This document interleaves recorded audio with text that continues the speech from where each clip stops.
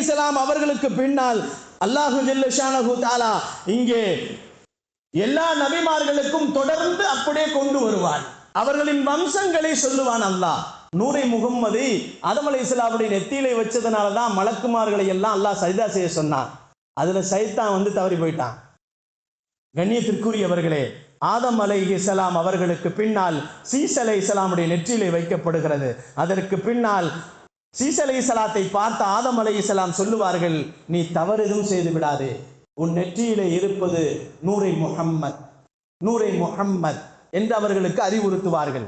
தவறு எதுவும் செய்து விடாதே, உன் முகத்திலே இருப்பது, உன் நெற்றியிலே இருப்பது நூரை முஹம்மத், எதையும் செய்து விடாதே, பரிசுத்தமாக இருந்து கொள் என்பதாக அன்றே சொன்னார்கள். அதற்கு பின்னால் நூஹ் அலைஹிஸ்ஸலாமுடைய நெற்றியிலே வைக்கப்படுகிறது நூரை முஹம்மத். கண்ணியத்திற்குரியவர்களே, அதற்கு பின்னால் இப்ராஹிம் அலைஹிஸ்ஸலாம் நெற்றியிலே வைக்கப்படுகிறது. அதற்கு பின்னால் இப்ராஹிம் அலைஹிஸ்ஸலாம் அவர்களின் மகன் இஸ்மாயில் அலைஹிஸ்ஸலாமுடைய நெற்றியிலே வைக்கப்படுகிறது. அதற்கு பின்னால் கினானா என்ற வம்சத்திலே கொண்டு வந்து வைக்கப்படுகிறது. அதற்கு பின்னால் குறைஷிகளின் வம்சத்தில் கொண்டு வைக்கப்படுகிறது. அதற்கு பின்னால் ஹாஷிமுடைய வம்சத்திலே கொண்டு வந்து வைக்கப்படுகிறது. அதற்கு பின்னால் அப்துல் முத்தலிபுடைய நெற்றியிலே வைக்கப்படுகிறது. அதற்கு பின்னால் அப்துல்லாவின் நெற்றியிலே வைக்கப்படுகிறது. அதற்கு பின்னால் ஆமினாவின் கர்ப்பத்திலே வைக்கப்படுகிறது.